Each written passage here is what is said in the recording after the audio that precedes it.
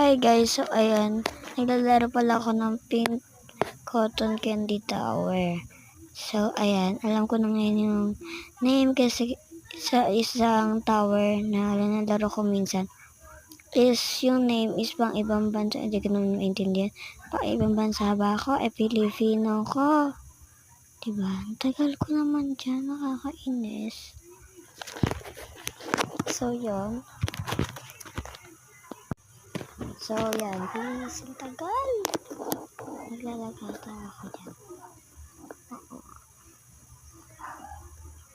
So, wala akong mood for today's video. Charot! Nalaglagang beshi mo dyan po. No, guys. Diba? So, ayan. Ganda na tayo, guys. Ganda na guys. Bye-bye!